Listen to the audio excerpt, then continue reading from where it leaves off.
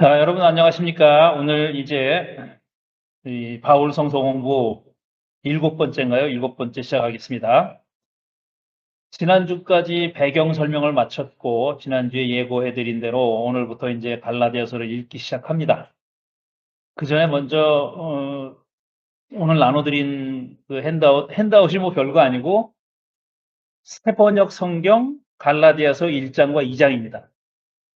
새번역 성경, 우리말 번역 성경이 참 많이 있는데, 그 중에서 제가 세 번역을 골라서 읽고 있습니다. 장단점이 다 있어서 어느 번역이 제일 좋다라고 말하기는 힘든데, 그 세 번역이 최근에 번역된 버전이고, 또 현대어로 쓰여져 있고, 그리고 뭡니까, 주로 남성 형제들아 뭐 이런 식으로 남성으로 했는데, 여기는 형제 자매들아 이렇게 혼용을 했습니다. 그러니까 양성을 다 사용하는 그런 식으로 번역을 했습니다. 원래 원문에는 형제들아라고 되어 있는데 이것도 형제 자매들아 이런 식으로 번역을 했어요. 그래서 이 세 번역 성서를 갖다 쓰고 있습니다. 하지만 우리말 성경이 거의 예외 없이 예수님이 하신 말씀은 전부 다 하대하는 걸로 되어 있습니다. 그 상대방이 누구든지 간에 존댓말을 안 써서 우리 예배 시간에는 그걸 다 존댓말로 바꿔서 그렇게 읽곤 하죠. 물론 갈라디아서하고는 상관이 없는 얘기입니다. 나눠드린 그 핸드아웃 보시면은 맨 앞에 지도가 있죠. 지도는 왜 나눠드렸냐면 갈라디아가 어디 있는지를 보시라고 나눠드렸습니다. 이 오른쪽에 다메섹이 있고 예루살렘이 있고 이게 이제 팔레스타인이 있고 지금 이스라엘이 있고 예루살렘 위에 다메섹이 있잖아요. 이게 이제 예루살렘에서 다메섹으로 가다가 바울이 이제 신비한 체험을 했다는 그 다메섹이고, 그 위에 트리폴리스, 알레포, 다소는 사도 바울의 고향이죠. 그러니까 고향이 바로 다소고, 그다음에 그 위에 갈라디아가 있잖아요. 갈라디아는 한 조그만 어떤 도시를 말하는 거이기도 하지만 갈라디아 지역을 넓게 지역을 가리키는 말입니다. 이 갈라디아가 있고 이제 오른쪽으로 가면 이제 로마 쪽 이탈리아 쪽으로 넘어가는 겁니다. 지금 우리가 읽어보려고 하는 갈라디아서는 바로 이 갈라디아 지역의 어느 곳에 어딘가에 있는 갈라디아 교회인데, 그런데 갈라디아가 어디인지는 지금도 학자들 간에 설왕설래가 있습니다. 그러니까 정확하게 갈라디아가 어딘지는 그렇게 지역 갈라디아 말고 이 편지를 받아보는 갈라디아라는 도시가 정확하게 어디 위치에 있는지는 잘 몰라요. 그런데 이 갈라디아라는 도시에 대한 갈라디아라는 도시가 언급된 문서들은 많이 있습니다. 신약 성경 말고도 많이 있어요. 그래서 갈라디아 도시가 어떤 성격을 가진 도시라는 것은 우리가 알 수 있습니다. 자, 이제 1장부터 읽을 텐데, 아직까지 우리가 살펴봤던 것을 복습하는 의미에서 갈라디아서를 읽기 전에 우리가 염두에 둬야 할 점 몇 가지를 먼저 말씀드리겠습니다. 자, 위치에 대해서 갈라디아는 중앙 아나톨리아 지역의 군사 요충지. 그러니까 지금 터키 어딘가, 현대 터키 어딘가라고 얘기하더라고요. 제가 뭐 터키를 가보지 않았기 때문에 잘 모르겠는데, 어쨌든 중앙 아나톨리아 지역의 군사 요충지였어요. 여기가 군사 요충지였습니다. 근데 군사 요충지라는 얘기는 군인들이 많이 모여 있는 곳이라는 얘기고, 전쟁과 관련 있는 곳이라는 얘기고, 따라서 이 도시에서 많이 이루어진 게 노예들을 무역하는 일이었습니다. 노예 거래가 많이 이루어졌어요. 왜냐하면은 전쟁을 벌이면은 포로를 잡아오면 그 자들을 이제 노예로 삼잖아요. 그래서 그 노예를 거래하는 노예 시장이 있었던 그런 곳입니다. 그래서 갈라디아서 우리가 앞으로 읽어보겠지만, 갈라디아서를 읽어보면 노예, 자유인 이런 얘기가 많이 나와요. 그래서 학자들은 아마 이 갈라디아라는 곳에 사는 사람들에게 익숙한 그런 현실로 표현했다. 바울이 그런 표현을 사용했다라고 얘기하는데, 저는 그럴 수도 있지만 그것보다는 이 자유라는 것이, 종과 자유의 이 대립, 이 자유라는 것이 그리스도인의 삶에 있어서 매우 중요한 가치입니다. 한 사람이 자유롭게 사느냐, 자유인으로 사느냐, 아니면 어딘가에 얽매여서 사느냐, 묶여서 사느냐 하는 것은 이 그리스도교를 믿음으로써 초래되는 중대한 변화입니다. 그러니까 어디 묶여서 살던 사람이 자유를 얻게 되는 것은 아주 중요한 가치예요. 그래서 이 갈라디아라는 도시가 노예 거래가 많이 이루어져서 이제 종과 자유에 관한 이야기가 많이 나온다고도 볼 수 있지만, 한 걸음 더 나아가서 자유라고 하는 것이 그렇게 중요한 복음적인 가치다라는 것도 우리가 염두에 둬야 될 것 같습니다. 그 다음에 이제 갈라디아서는 여러 번 말씀드렸듯이 편지입니다. 서신이에요.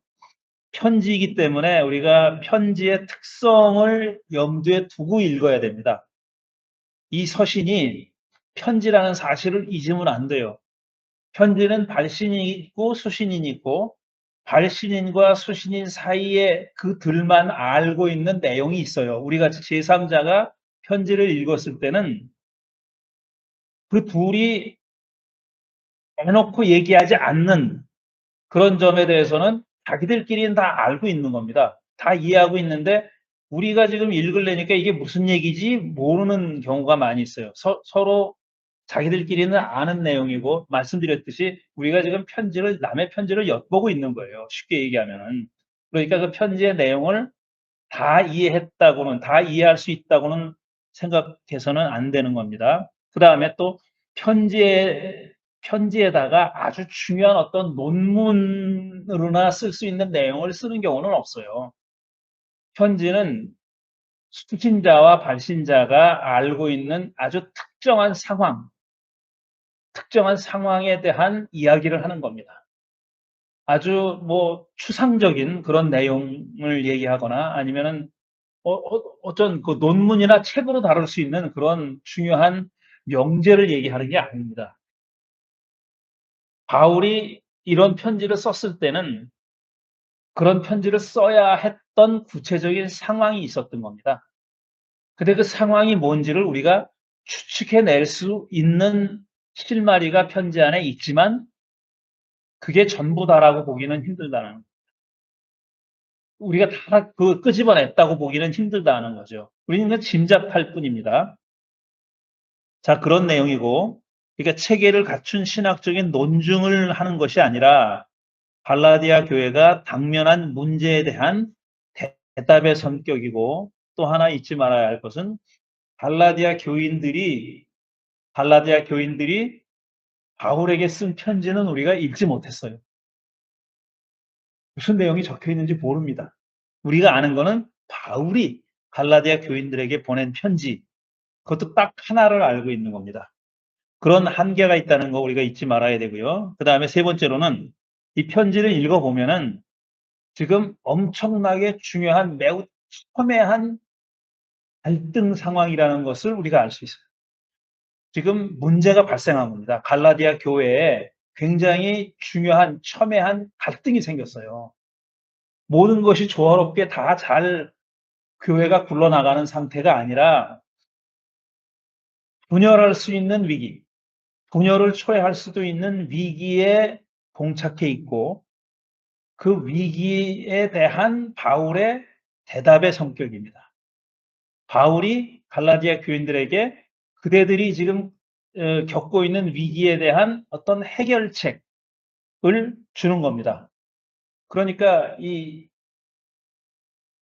그동안 신약을 연구해 왔던 많은 학자들과 많은 대부분의 기독교인들은 이 갈라디아서가 소위 믿음으로 의롭게 된다, 율법을 행함으로 의롭게 되는 것이 아니라 믿음으로 의롭게 된다는 바울의 주장을 처음 설파한 편지가 갈라디아서입니다. 이신칭의라는 거, 믿음으로써 의롭게 된다는 그 주장을 맨 처음에 개진한 편지가 갈라디아서예요. 그리고 그 주장을 더 발전시킨 편지가 로마서입니다. 로마서가 결정판이에요. 이신칭의의 가르침에 관한 결정판인데 그 얘기를 제일 처음에 꺼낸 데가 갈라디아서입니다. 그런데 갈라디아서에서 바울이 그냥 밑도 끝도 없이 우리가 그대들은 율법을 행함으로써 의를 얻은 게 아니라 믿음으로써 은혜로써 의롭게 된다는 말을 밑도 끝도 없이 한 얘기가 아니에요. 지금 갈라디아서의 갈라디아 교인들이 당면에 있는 그 분열을 야기할 수 있는 갈등 상황, 거기에 대한 대답을 하는 과정에서 율법을 행함으로써가 아니라 믿음으로써 의롭게 된다는 주장을 한 겁니다. 다시 말해서 이신칭의라는 가르침은 그 가르침이 가지고 있는 의미를 제대로 파악하려면은 역사적 배경 하에서 이해해야 된다. 특정한 역사적 배경 하에서 나온 얘기고, 물론 그게 나중에 이제 발전될 수도 있지만, 처음에 그 얘기가 나왔을 때 어떤 배경에서 왜 바울이 그런 얘기를 했는지 하는 것을 이해하는 게 그 가르침을 제대로 이해하는 첫걸음이다라는 얘기입니다. 이렇듯 어쨌든 공동체의 균열을 초래할 수 있는 갈등이 존재했기 때문에 바울의 어투가 매우 강합니다. 매우 논쟁적이고 공격적이에요. 다른 편지들과 비교하면은 바울은 처음에 인사말을 합니다. 인사말을 해요. 편지가 다 인사말로 시작하잖아요. 대부분 다른 편지들은 다 인사말로 시작하는데 갈라디아서는 그런 격식을 갖춘 인사말이 없어요. 바로 논점으로 들어갑니다. 급한 거예요. 바울이 급한 거예요. 빨리 이 얘기를 해야 된다라고 그렇게 생각했기 때문에, 근데 그렇게 생각했던 것은 그만큼 갈등이 첨예했고 따라서 바울의 어투는 매우 논쟁적이고 공격적이다라는 것을 이해해야 되고, 그다음에 그럼 왜 이렇게 갈등이 생겼느냐? 갈등을 초래한 이슈는 뭐냐면은 한마디로 정리하면 이겁니다. 이방인들이, 비이스라엘인들이 하나님의 백성이 되는 절차와 과정에 대한 이견, 이겁니다. 하나님의 백성이라는 것은 이제 종족적으로 이스라엘에만 이렇게 갇혀 있는 것이 아니라 문호가 넓혀진 겁니다. 사실은 오래전부터 다 그렇게 돼 있었어요. 아브라함을 불러서 축복하실 때 너는 모든 민족의 복의 근원이 될 거라 그랬어요. 그러니까 네 후손만 잘 되는 게 아니라 너의 씨가, 너의 후손이 모든 민족들의 복의 근원이 될 거다 그랬어요. 그러니까 모든 복을 수혜자는, 하나님이 주실 복의 수혜자는 모든 민족입니다. 그게 오래전부터 있었던 생각인데 이 역사적 과정을 통해서 이게 점점 범위가 좁아져 가지고 선민, 소위 선택된 종족이라는 거는 이스라엘만 가리키는 거다. 그리고 이스라엘만 하나님이 선택했고 이스라엘만 하나님이 관리하고 하나님이 도와주고 복 주시고 이런 식으로 굳어졌거든요. 근데 원래는 그렇지 않았어요. 그래서 지금 이제 바울이 얘기하는 것은, 자, 모든 이방인들, 비이스라엘인들도 이제 하나님의 백성이 될 수가 있는데 유대인들도 그렇게 믿었는데 다만 그렇게 되는 과정과 절차에 이견이 있었던 겁니다. 근데 그 이견을 바울은 매우 중요하게 생각한 거예요.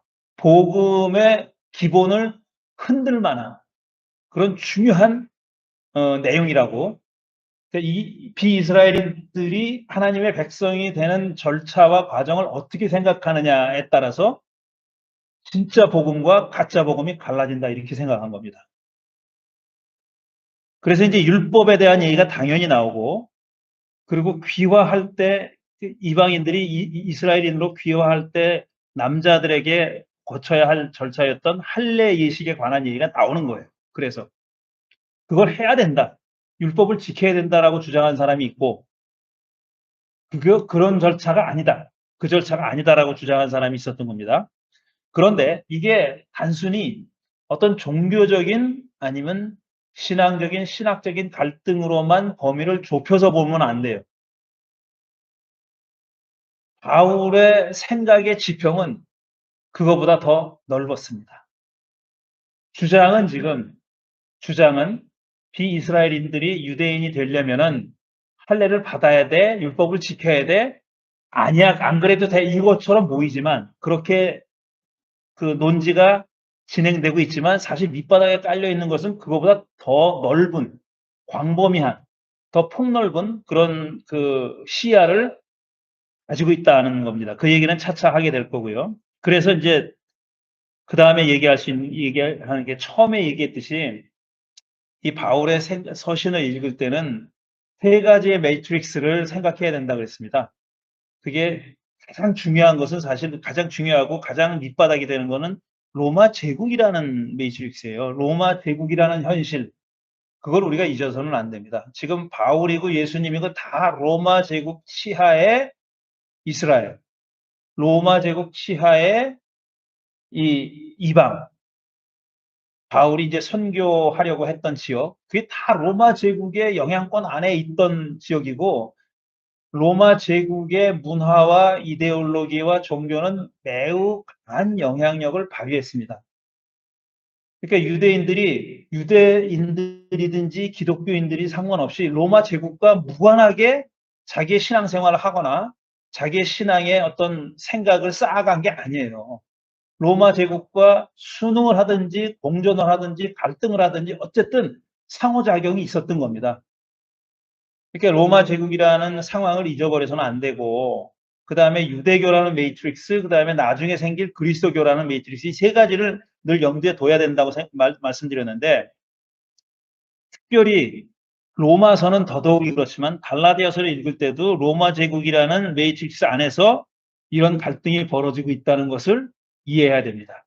눈에 보이기는 이방인들이 어떻게 기독교인이 되느냐, 하나님의 백성이 되느냐의 문제를 가지고 지금 갈등이 벌어지고 티격태격 하는 것처럼 보이지만 로마 제국이라는 상황이 무관하지 않다. 그래서 꼭 잊지 말아야 되고, 그래서 참 중요한 내용인데, 이게 율법이라는 말이 엄청 많이 나와요. 율법. 영어로는 law예요, 그냥 law. law인데 이게 그리스 말은 노모스입니다. 이 율법이라는 말을 이 번역에 대해서 얘기하자면은 원래 구약 성경에서는 이게 토라를 번역한 거예요. 토라라는 말은 우리가 흔히 율법이라고 얘기하지만 율법보다는 teaching, 가르침이라고 봐야 돼요. 어떤 법조문을 얘기하는 게 아니에요. 그러니까 여호와 신앙의 기본 정신이 표현되어 있는 가르침, 이게 토라입니다. 근데 토라라는 히브리 말이 담고 있는 의미를 그리스 말로 번역할 적당한 단어가 없었어요. 그래서 어쩔 수 없이 구약 성경을 그리스어로 번역한 70인역 성경이 이걸 토라를 노모스라고 번역했어요. 근데 그리스 말의 노모스는 사실 law입니다. 법입니다. 법률, 법조문 이런 뜻이에요.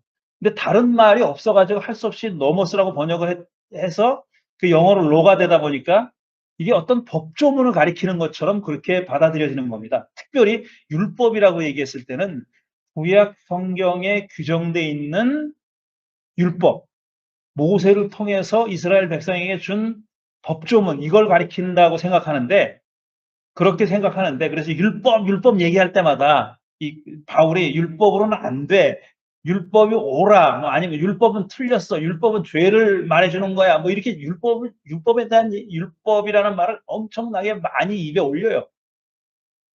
바울이 그렇게 하는데, 저는, 그리고 이 적지 않은 이 바울을 연구하는 사람들은 이 바울이 율법이라고 얘기했을 때 단지 구약 성경에 나오는 토라만을 가리키는 게 아니라 당시 로마 제국을 떠받들고 있는 로마의 법, 한 걸음 더 나가서 로마의 법문화.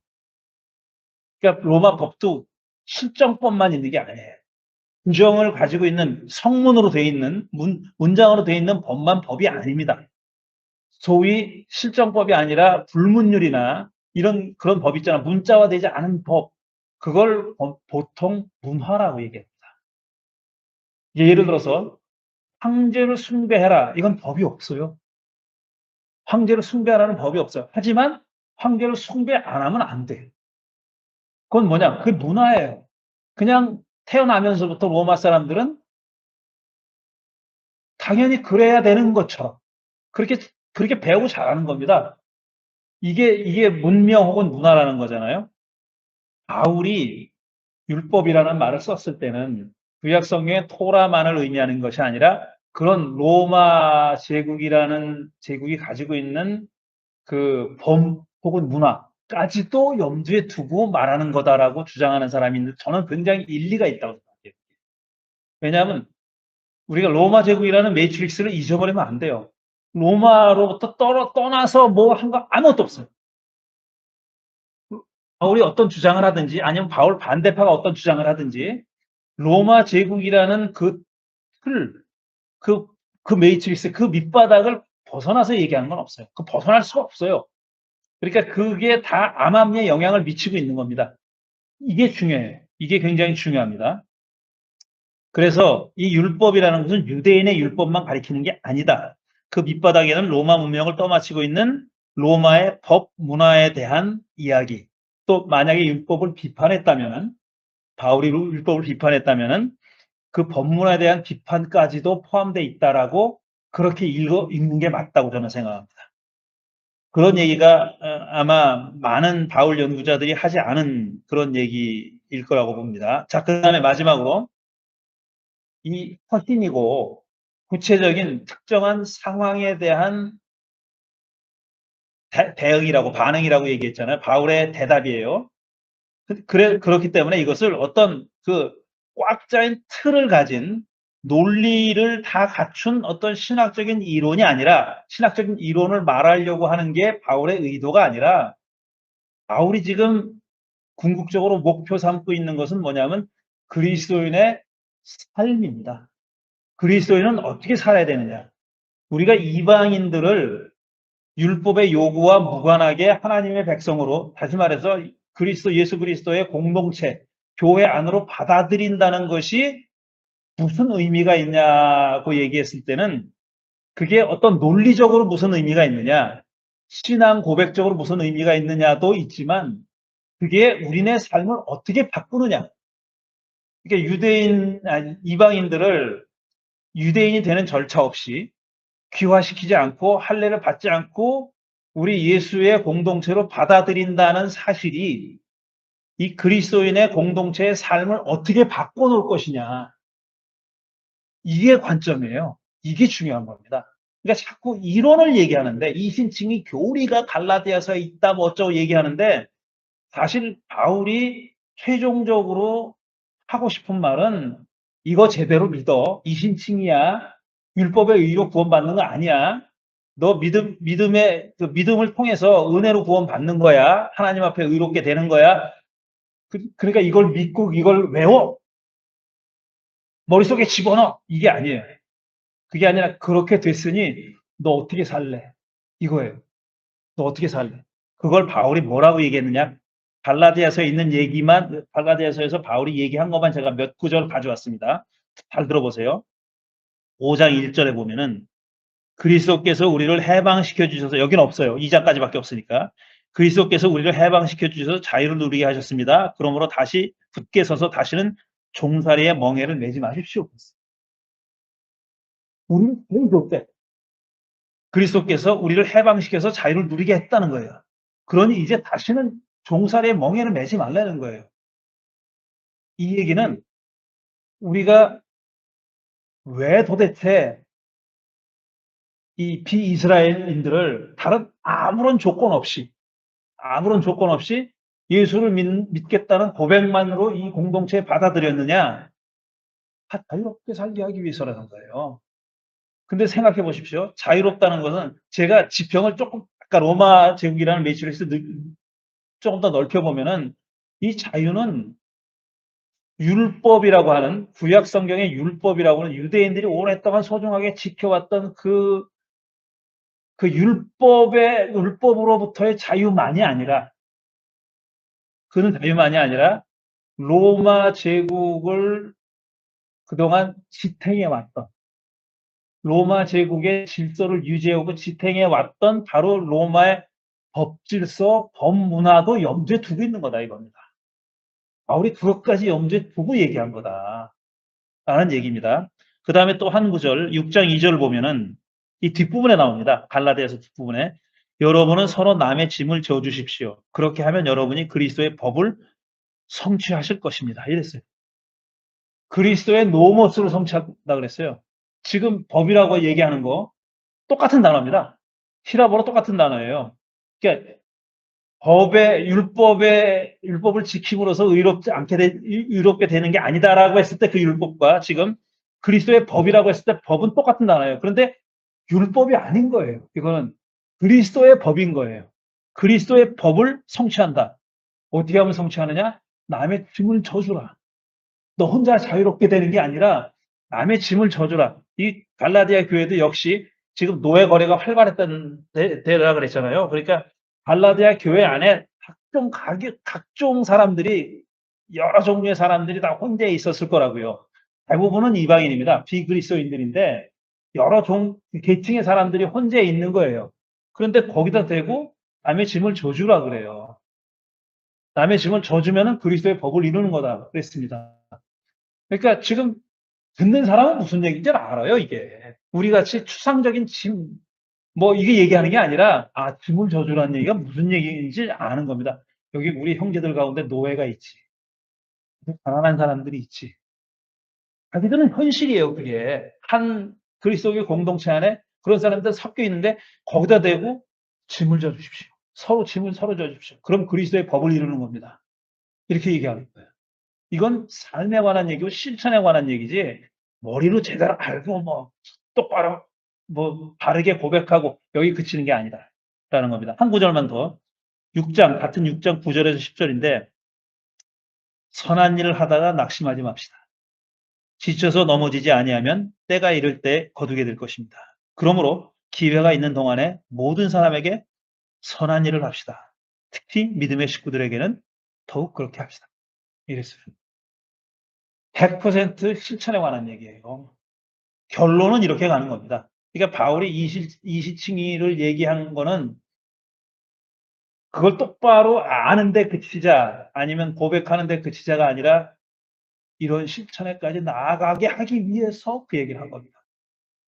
자, 이런 걸 염두에 두고 이제 1장부터 읽기 시작하겠습니다. 오늘 뭐 1장까지 목표는 2장을 다 읽는 건데 읽어가면서 간략하게 제가 설명을 할 테니까 혹시 궁금한 점이 있거나 이해가 안 되는 부분이 있으면 말씀하시면 됩니다. 먼저 이쪽에서부터 이제 처음에 5절까지 읽어주세요. 저 크게. 사람들이 시켜서 사도가 된 것도 아니요 사람이 맡겨서 사도가 된 것도 아니요 예수 그리스도께서 그리고 그분을 죽은 사람들 가운데서 살리신 하나님 아버지께서 임명하심으로써 사도가 된 나 바울이 나와 함께 있는 모든 믿음의 식구와 더불어 갈라디아에 있는 여러 교회에 이 편지를 씁니다. 우리 아버지 하나님과 주 예수 그리스도께서 내려주시는 은혜와 평화가 여러분에게 있기를 빕니다.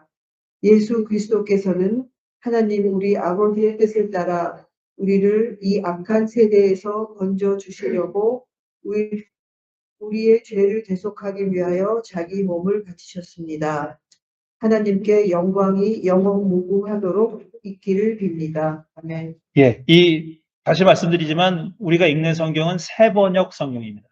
새번역 성경. 자, 1절 보면은 자기가 어떻게 돼서 사도가 됐다는 것을 얘기합니다. 사도직의 근거를 얘기하는 거죠.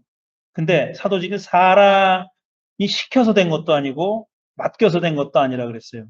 그 사람으로부터 내가 지금 가지고 있는 사도라는 직분이 혹은 사도의 권위가 사람에게서 온 것이 아니라 그랬습니다. 그리고 그리스도께서 그리고 그분을 죽은 사람들 가운데 살리신 하나님께서 임명하셨다 그랬어요. 말씀드렸지만 사도행전 9장에도 나오고 지금 여기도 나오는 바울이 소위 전환한 거, 소명이라고 그랬잖아요. 이제 하나님께서 부르신 겁니다. 그래서 이 1절은 자기가 지금 가지고 있는 사도직, 어포슬십의 근거가 뭐냐 하는 것을 설명하는데, 신적인 기원을 가지고 있다고 얘기하는 거죠. 사람이 시켜서 된 것도 아니고 맡겨서 된 것도 아니고 하나님이 임명하셨다 그랬는데, 그러니까 신적인 근거가 있다. 내가 사도가 된 것은 하나님이 시켜서 된 것이다라는 얘기예요. 물론 이렇게 신적인 근거를 갖는다고 해가지고 그 사람이 하는 사도로서의 행위가 다 정당화되는 건 아니에요. 그거는 분명히 아셔야 돼요. 주로 많은 목사들이 자기가 안수받고 하나님이 불러서 나를 목사로 세워줬기 때문에 내 말 들어 뭐 있다고 소리 하잖아요. 근데 그 사람이 하는 목사직이 그 사람의 자격과 권위를 얘기하는 거지. 무슨 하나님이 불러서 세웠다. 바울도 이렇게 얘기하지만 결국은 자기의 사도직의 근거가 여기 있다고 하지 않아요. 왜 이런 얘기를 하느냐 하면은 여러 번 말씀드렸지만 12제자 가운데 속하지 않은 사람이에요. 그래서 이 사람의 사도직에 대해서 의심하고 제가 무슨 사도야, 우리를 괴롭힌 놈인데 이런 사람들이 여전히 있기 때문에 이 말을 다시 하는 겁니다. 그래서 바울도 잘 알고 있어요. 하나님이 줬으니까 내가 아무렇게나 해도 된다는 거 아니고 그게 내가 하는 모든 일을 정당화하는 게 아니다라는 걸 알고 있어요. 내용이 중요하다라는 거고. 그 다음에 2절 보면은 여러 교회 편지를 쓴다 그랬어요. 갈라디아 지역에는 여러 교회가 있었던 겁니다. 그러니까 이 편지를 돌려서 읽었어요. 그래서 여러 교회에다가 편지를 쓰는 겁니다. 한 지역에 이제 여러 교회가 있었다고 교회가 있었다 그러니까 뭐 대단히 이렇게 건물 갖추고 그런 데가 아니에요. 가정에서 그저 여러 명 모이는, 그렇게 소수의 사람들이 모이는 그걸 교회라고 하는 건데, 그런 교회들이 여러 군데 있었다라는 얘기죠. 자, 그 다음에 3절에 보면 주 예수 그리스도께서 내려주시는 은혜와 평화 그랬죠.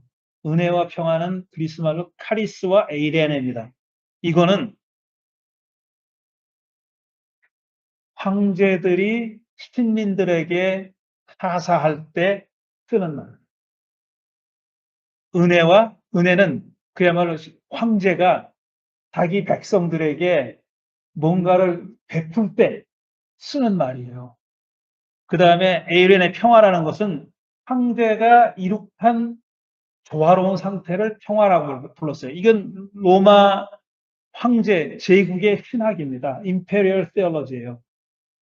제가 여러 번 말씀드렸고 지금 이 진행되면서도 계속 말씀드릴 텐데, 황제의 교우, 황제를 섬기는 황제 교우가 있었어요. 이거 아우구스트 때부터 만들어진 겁니다. 근데 황제교는 말씀드렸듯이 법으로 규정한 게 아니에요.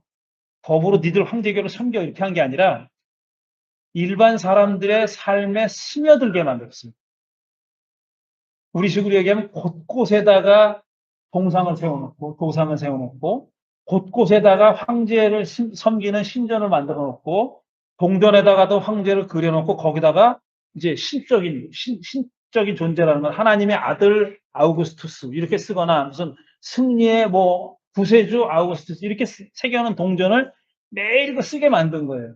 그래가지고 황제교를 아주 몸에 배이게 만들었어요. 근데 그 황제가 하사한 게 은혜고 황제가 이렇게 놓은 게 평화입니다. 근데 지금 바울이라는 양반은 그 똑같은 말을 누가 줬다 그러냐면 주 예수 그리스도께서 주셨다고 했어요. 근데 그 다음 절에 뭐라 그럽니까? 주 예수 그리스도가 누구냐 하면은 십자가형을 달려서 죽은 사람이라는 거예요. 4절에 보면은 이 악한 세대를 건져주기 위해서 우리를 대속하기 위해 자기 몸을 바치셨습니다 그랬잖아요. 예수님이 십자가형 받았다는 얘기를 하는 거예요. 근데 십자가를 누가 처형했습니까? 제국이 처형했잖아요. 로마 제국이. 그러니까 지금 이 밑바닥에 깔려있는 그런 뭐랄까 바울의 생각은 지금 겉으로 드러난 이 갈등에 대한 답을 주는 편지를 하면서 사실 밑바닥에는 로마 제국에 대한 어떤 그 저항의 의지까지도, 물론 북을 들고 막 게릴라 하자는 건 아니에요. 근데 그 로마 황제교가 잘못됐다. 우리는 그 따르지 않겠다라는 의지를 보인 겁니다. 그 다음에 그럼 6절부터 10절까지 뭐 중간중간에 질문 있으면 질문해 주세요.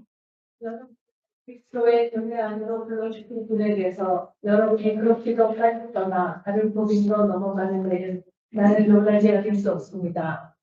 실제로 다른 복음이 있는 것은 아닙니다. 다만 몇몇 사람이 여러분을 교련시켜서 그리스도의 복음을 왜곡시키려고 하는 것뿐입니다.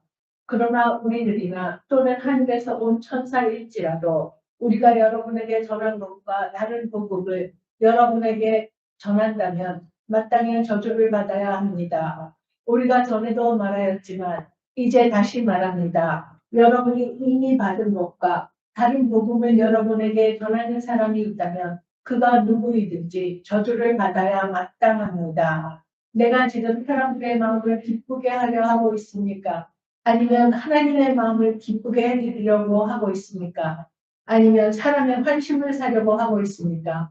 내가 아직도 사람의 환심을 사려고 하고 있다면 나는 그리스도의 종이 아닙니다. 예. 그거 어때요? 느끼는 감정이 매우 화가 났어요, 이 양반이. 화가 나고 급박해. 굉장히 급박하고 절실해요. 그냥 이렇게 콧바람 불면서 니들 이거 알아? 이거 내가 중요한 거 가르쳐 줄게. 잘 배워. 이게 아니에요. 지금 굉장히 급박하고 간절하고 굉장히 또 공격적입니다. 저주라는 말을 썼죠. 그 다음에 뭐라 그랬어요? 다른 복음으로 넘어가는데 그렇게 빨리 넘어가는데 난 깜짝 놀랐다. 이런 말을 해요. 자, 6절부터 보시면 이제 다른 복음으로 넘어가는 데라 그랬어요. 다른 복음은 분명히 부정적인 뜻으로 사용한 겁니다. 바울이 전한 복음과는 다른 복음을 얘기하는 거예요. 근데 사실은 이 바울이 살았던 시대 그리고 2세기, 기원 후 2세기까지 그리스도교 공동체는 매우 다양했어요. 매우 다양한 성격을 특성을 가진 공동체들이 이곳저곳에 우후죽순처럼 서 있었어요. 그러다가 3세기부터 그걸 통일하는 과정이 들어갑니다. 통일하는 과정에 들어가서 4세기 때 완전히 하나로 통일돼서 정통교회, 올소독스 철치, 정통신학, 올소독스 티올로지라는 게 생겨요. 그게 이제 컨스탄틴이 불러가지고 주교들을 불러가지고 회의하고 이제 신약 27권 신약도 딱 정하고 이것만 성경이야. 이 이외의 것은 성경 아니야. 이렇게 정하고 니들 감독이야. 지역 감독이야. 다 황제가 임명했어요. 다 그렇게 해가지고 시스템을 완전히 체계적으로 그러니까 계층을 갖추는 시스템을 갖춥니다. 그래서 정통교회가 생겨났는데 그 이전에 특히 지금 바울이 살던 시대 그 다음 세기까지 2세기까지는 굉장히 다양한 그리스도교 공동체가 공존하고 있었어요. 그 중에 이제 우리가 가지고 있는 성경도 지금 보세요. 바울을 처음 얘기할 때 13개의 바울 이름으로 되어 있는 편지 중에서 7개만 진짜 바울이 쓴 거라고 그랬잖아요. 그 다음에 나머지 6개는 아니라 그랬어요. 근데 그 중에 3개는 또 그래도 바울과 조금 접점이 있는데 나머지 3개, 그러니까 디모데 전후서, 디도서는 완전히 다른 얘기입니다. 아주 반 바울이에요. 엔타이 바울이에요. 오히려. 근데 이게 다 공존하고 있어요. 그 얘기는 뭐냐면은 그때까지만 해도 굉장히 다양한 교회가 있었다는 거예요. 그러니까 디모데전서와 디모데서와 디도서를 가지고 있었던 교회는 바울이 세웠던 교회, 바울이 영향력을 미쳤던 교회랑은 다른 성격이에요. 완전히. 그리고 또 잘 알려져 있는 영지주의파 교회가 있었습니다. 나스티시즘, 영지주의 교회가 있었어요. 아주 다양한 교회들이 혼재 있었어요. 근데 바울은 지금 그걸 얘기하는 게 아니에요. 그런 다른 다양한 복음을 전하는 다양한 교회가 있었는데 그걸 얘기하는 것이 아니라 자기가 세운 갈라디아 교회에 누군가가 와서 자기가 전했던 복음, 그러니까 내용은 나중에 나오지만 비그리스도인들도 하나님의 백성이 되는데 그 어떤 장애물도 놓지 않겠다라는 복음과 다른 복음. 그 복음이 아닌 다른 복음을 전하는 사람들이 있어서 지금 이 사달이 난 겁니다. 그래서 그 다른 복음으로 넘어갔는데 깜짝 놀랐다. 그래요. 근데 가만히 보세요. 왜 이렇게 빨리 넘어갔을까? 이 사람들은? 바울이 그러잖아요. 야, 어떻게 내가 전한 복음, 내가 좀 그 자리에 없었다고 쳐도, 이 돌아다니는 양반이니까, 갈라디아 교회 없는 사이에 어떤 다른 복음 전하는 사람이 들어와가지고, 다른 얘기를 했어요. 그랬더니 홀랑 넘어간 거야, 이 사람들이. 그러니까 바울이 깜짝 놀란 겁니다. 야, 어떻게 니들이 그렇게 빨리 넘어가냐? 왜 빨리 넘어갔을 것 같아요? 그럴듯한 거죠. 역시 30년을 같은 보람이 있습니다. 그거랑 상관없겠지만 죄송합니다. 그럴듯했기 때문이에요. 지금 우리는 바울이 주장하는 이신칭의가 옳은 가르침이야. 우린 다 그렇게 믿고 있어요. 그 의미가 뭐라고 생각하든지 간에 믿음으로 이렇게 어렸을 때부터 뒤에 못이 바뀌게 들었어요. 교회 학교 다니고 어렸을 때 다닌 사람들은 그게 상식이고 당연한 가르침이지만 이때는 아니었어요. 오히려 반대. 다른 복음을 전한 사람의 말이 더 그럴듯한 거예요. 바울이 전하는 이 이신칭의가 그럴듯하지 않은 거예요. 오히려 그 사람들이 보면 저놈 이상한 말 하네? 일반적으로. 갈라디아 교인들은 그렇게 안 배웠지만 일반적으로 그리스도인들이 보면 야, 저놈 이상한 말 하는 놈이 저놈 우리 박해하고 나쁜 짓 하더니 저놈 이 사도가 됐다고 깝치는데도 저렇게 이상한 말만 하네. 이게 현실입니다. 이게. 그래서 이렇게 빨리 넘어간 거예요. 그러니까 바울이 급해, 마음이. 이 사람들의 마음을 다시 생각을 돌이키려면 급한 겁니다. 그래서 뭐라고 얘기하는, 넘어가는데 라는 말은, 야, 이건 질책입니다. 우리는 우리말로 이렇게 중립적으로 썼지만, 배신, 변절, 배교, 타락, 이런 뜻을 가지고 있는 메타티템이라는 그리스어 동사를 쓴 거예요. 그러니까, 그렇게도 빨리 다른 복음으로 변절한데 나는 놀라지 않을 수 없습니다. 이게 더 정확한 뉘앙스를 살린 번역입니다. 그런데 바울은 다른 복음이 있는 게 아니라 그랬어요. 그건 복음이 아니라고 얘기한 겁니다. 다만 몇몇 사람들이 와서 여러분을 교란시켜서 왜곡시키려 했다는데 몇몇 사람, 이게 바울의 상대방이에요. 편의상 적대자라고 부릅시다. 바울의 적대자라고 부릅시다. 바울의 적대자 몇몇이 와서 갈라디아 교회 와가지고 이 사람들을 교란시킨 겁니다. 그런데 이 사람들이 홀랑 넘어간 거예요. 거기다 넘어간 사실을 보고 바울이 깜짝 놀란 겁니다. 실제 다른 복음이 있는 것이 아닙니다. 그랬잖아요. 그럼 바울의 복음은 뭐냐? 이걸 설명해야 될 것 같잖아요. 그럼 바울은 무슨 복음을 전했느냐? 이거 설명하지 않아요. 왜냐하면 자기들끼리는 다 아는 거예요. 우리 제3자니까 모르지 바울은 그걸 설명할 필요는 없어요.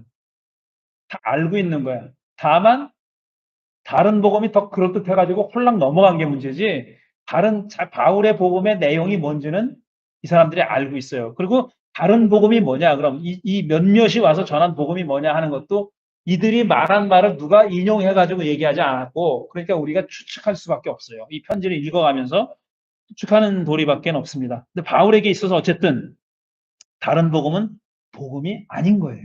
비복음입니다. 바울에게 있어서 복음은 어떤 넓은 범위에 그런 어떤 주장이 아니라 딱 요거 하나. 메인 티시스, 아주 중요한 주장, 그거 하나가 복음이라고 생각한 거예요. 그거 하나가. 근데 그거를 부정하면은 그건 비복음이고 다른 복음이라고 표현했지만 그건 복음이 아닌 거예요. 근데 우리가 생각하는 복음은 예수 그리스도를 믿고 구원받는 거 이렇게 얘기하잖아. 바울은 그게 아닙니다. 여기서 바울이 얘기하는 복음은 우리가 흔히 물어보면 복음이 뭐냐고 물어보면 대답하는 거 그거 아니에요. 그게 아니에요. 그게 아니라 지금 이방인이 하나님의 백성이 되는 과정, 그 과정에 대한 복음을 얘기해요. 그 과정을 표현하는. 근데 이 바울은 그게 사실 복음의 가장 중요한 거라고 생각합니다. 그러니까 예수 믿고 구원받는 건 당연한 거예요. 그건 당연한 거고 지금 바울이 강조하려고 했던 것은 그 당연한 자리에 들어갈 자격이 있는 사람이 누구냐. 예수 믿으면 되는데 그렇게 주장하지 않은 사람들이 있었던 겁니다. 다른 주장을 했던 사람들이 있었던 거죠. 그래서 그런 다른 복음을 전하는 자가 있으면 천사라 할지라도 저주받아 마땅하다 그래요. 이건 굉장히 심오한 얘기입니다. 천사가 그런 말을 했다 그래도 그런 자는 저주를 받아 마땅하다라고 얘기한 거예요. 또 저주받는다는 말이 여러 번 나와요. 여기 8절에도 나오지 9절에도 나오기 이 일을 얼마나 심각하게 생각하고 있는지 하는 걸 알 수 있습니다. 그리고 10절에서 마지막으로 사람의 마음을 기쁘게 하려고 합니까? 하나님의 마음을 기쁘게 하려고 합니까? 이랬잖아요. 이거는 조금 아까 대답하신 것처럼 사람이 듣기에는 굉장히 그럴듯한 말을 하는 거예요. 그래서 자기는 사람이 듣기에는 그럴듯하지 않다 하더라도 하나님의 마음을 기쁘게 해드리는 말, 그게 하나님의 마음에 맞는 말을 해야지 사람의 마음에 맞는 말을 하는 건 옳은 일이 아니다라고 얘기하는 겁니다. 근데 이게 어, 요즘 교회에서도 정말 중요한 얘기예요. 지금 교회가 왜 이렇게 점점 망해가는 게 현실입니다. 너무 비관적으로 말하는 것처럼 들릴지 몰라도 교회가 망해가고 있어요, 지금. 끊임없이 디클라인하고 있습니다.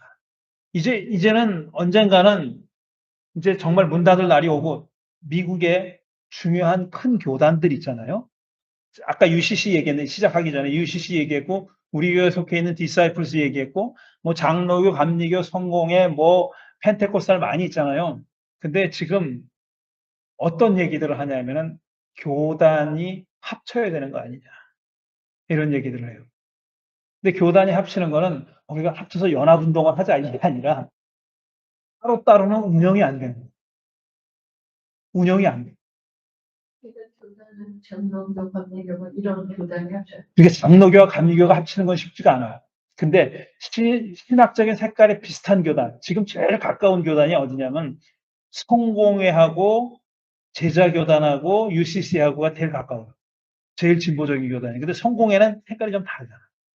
그러니까 가톨릭하고 개신교하고 중간쯤에 있잖아요. 예식이나 뭐나 이런 게 다 그렇잖아요. 근데 성공회랑 합치기 힘들어요. 근데 UCC하고 제자회는 쓰려고 하는 움직임이 있어요. 물론 그거 제일 수장들은 자기 때 그걸 하지 않았다고 하고 싶어. 왜냐면 그게 이렇게 자랑스러운 일이 아니야. 바로 너도 알고 나도 알아. 교회가 점점 디클라인 해가고 있어요. 근데 그 원인을 많이 얘기하잖아요. 뭐 과학이 발달해서 이도 있고 교육 수준이 높아져서 있어요. 다 있는데 저는 그 중에 하나가 뭐라고 생각하냐면은 교회가 언제부턴가 사람들이 듣기 원하는 말을 하기 시작했다. 들어야 하는 말이 아니라 듣고 싶은 말을 하기 시작했다. 그러면 흔히 생각하면 그러면 늘어야 될 것 같잖아. 사람이 듣기 좋은 말을 하면은 귀에 조그만 말을 하면 늘어야 될 것 같잖아. 근데 사람이 꼭 그렇지만도 않아요.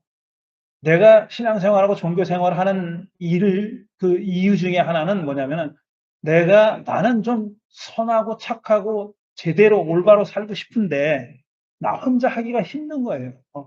그리고 나를 가만히 놔두면 자꾸 이제 나쁜 길로 간다는 것을 알아, 사람들이. 그러니까 마음 한구석에는 나를 이렇게 일깨워줄, 물론 그런 게 필요한 거예요. 그런 게 필요해. 그래서 옛날에는 그게 다 교회에서 그걸 얻었어요. 왜냐면 옛날에는 솔직히 말해서 교육 수준 낮고 그러니까 교회 가면 좋은 말을 들을 수 있는 거예요. 다른 데서 못 듣는 말을 듣고, 이거 복성을 하고 회개하고 다짐도 하고 이렇게 온다고. 근데 요즘은 그런 말을 안 해. 그런 말을 안 하고 그런 말 하면은 사람들이 떨어져 나간다. 그 좋은 말 한다고. 그러니까 이건 교회가 존재해야 될 가치를 스스로 저버리고 있는 거예요. 그래서 디클라인 한다고 봐요, 저는. 그러니까 물론 사람들 가운데서는 그런 욕구가 있어요. 내가 막 그냥 막 좋은 말 듣고 싶고 가서 인정받고 싶고 그런 욕구가 있는데 그게 다가 아니다. 이게 다가 아닌데 그거를 버리고 있다라는 얘기를 합니다. 그러니까 사람에게는 지금 바울의 적대자들의 주장이 사람에게는 매혹적으로 들릴 수도 있다는 것을 얘기하고 있는 겁니다. 10절에서 자 11절부터 10 잠깐만요. 이거 많이 읽어야 되는데 일단 10이 아니라 24절까지 다 읽어주세요. 24절까지 11절부터 형제자매 여러분, 크게 읽어야 돼요. 마이크에 들어가야 됩니다. 형제자매 여러분, 내가 여러분에게 밝혀드립니다. 내가 전한 복음은 사람에게서 비롯된 것이 아닙니다. 그 복음은 내가 사람에게서 받은 것도 아니요, 배운 것도 아니요, 예수 그리스도의 나타나심으로 받은 것입니다. 내가 전에 유대교에 있을 적에 한 인가 어떠하였는가를 여러분이 이미 들은 줄 압니다. 나는 하나님의 교회를 몹시 박해하였고 또 아주 없애버리려고 하였습니다. 나는 내 동족 가운데서 나와 나이가 같은 또래의 많은 사람보다 유대교 신앙에 앞서 있었으며 내 조상들의 전통을 지키는 일에도 훨씬 더 열성이었습니다. 그러나 나를 모태로부터 따로 세우시고 은혜로 불러주신 하나님께서 그 아들을 일방 사람에게 전하게 하시려고 그를 나에게 기꺼이 나타내 보이셨습니다. 그때 나는 사람들과 의존하지 않았고 또 나보다 먼저 사도가 된 사람들을 만나려고 예루살렘으로 올라가지도 않았습니다. 나는 곧바로 아라비아로 갔다가 다마스쿠스로 되돌아갔습니다. 3년 뒤에 나는 게바를 만나려고 예루살렘으로 올라갔습니다. 나는 그와 함께 보름 동안을 지냈습니다. 그러나 나는 주님의 동생 야고보 밖에는 사도들 가운데 아무도 만나지 않았습니다. 내가 여러분에게 쓰는 이 말은 하나님 앞에 맹세코 거짓말이 아닙니다. 그 뒤에 나는 시리아와 길리기아 지방으로 갔습니다. 그래서 나는 유대 지방에 있는 그리스도의 교회들에게는 얼굴이 알려져 있지 않았습니다. 그들은 다만 전에 우리를 박해하던 그 사람이 지금은 그가 전에 없애버리려고 하던 그 믿음을 전한다 하는 소문을 들을 따름이었습니다. 그래서 그들은 나를 두고 하나님께 줄곧 영광을 돌렸습니다. 예. 자, 여기는 이제 이 세번역 성경이 제목을 뭐라고 붙였냐면 바울이 사도가 된 내력이라고 붙였어요. 그대로 갖고 온 겁니다. 세번역에 있는 제목들을 가지고 온 건데 11절은 보면은 뭐 내가 전한 복음 앞에서는 사도직을 사람에게서 사람이 맡겨서나 뭐 그렇게 받은 게 아니라 그랬잖아요. 그래서 여기 복음을 그랬다는 겁니다. 복음도 사람에게서 비롯된 것이 아니다. 사람이 만들어낸 것이 아니고 사람에게서 전수받은 것이 아니다. 어디서 받았느냐? 예수 그리스도의 나타나심으로부터 받았다 그래요. 12절. 예수 그리스도의 나타나심으로부터 받았다. 그러니까 이 말은 지금 바울이 전한 복음의 기원이 뭐냐? 사람이 아니다. 예수 그리스도의 나타나심이라는 말은 아포칼립스입니다. 그 그리스 말로 아포칼립스예요.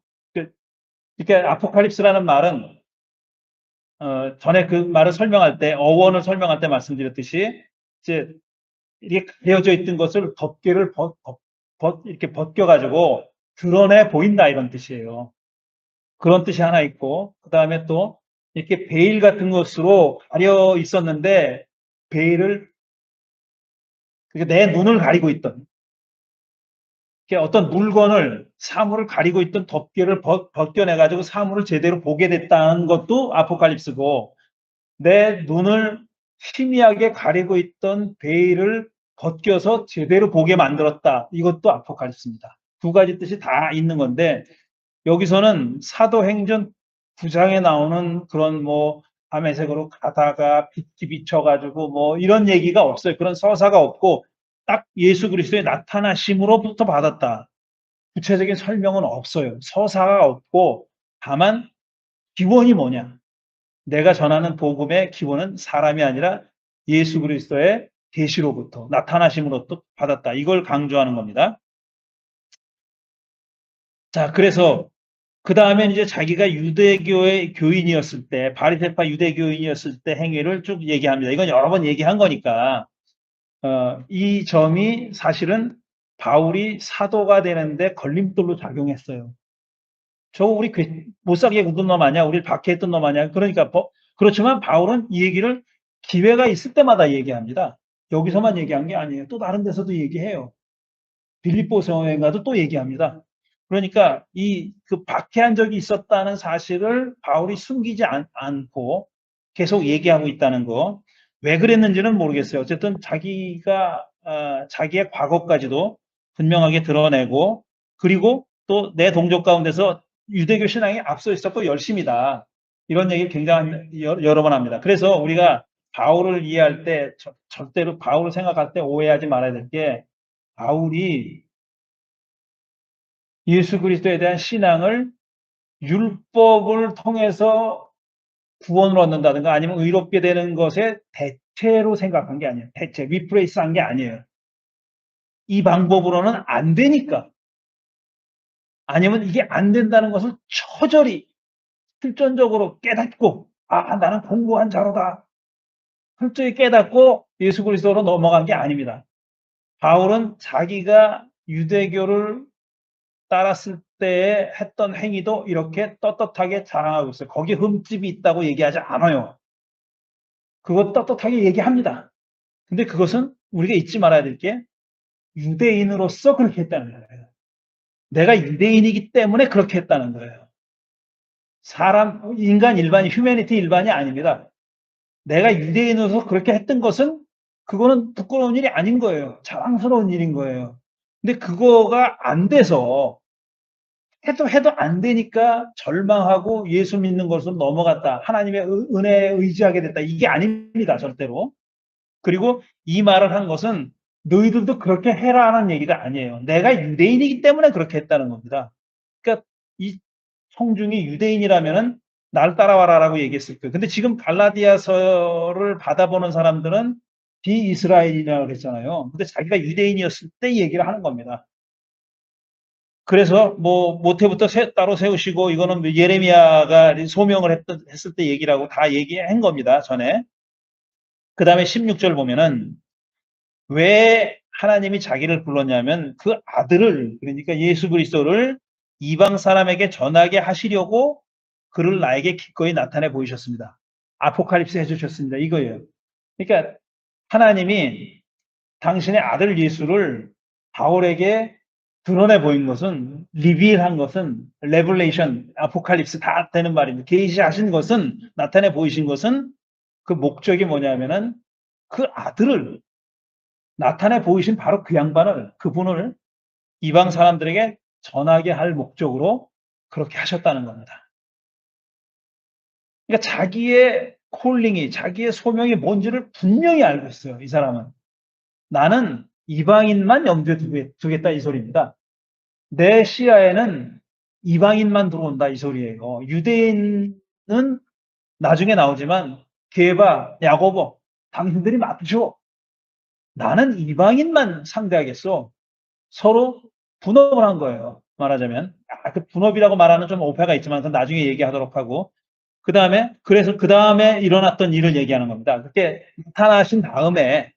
나타나셔서 자기가 이방 사람들에게 보내려는 소명을 받은 다음에 그 소명을 인식한 다음에 무슨 일을 했냐면은 자기보다 먼저 사도가 된 사람을 만나면 예루살렘으로 올라가지 않았다 그랬어요.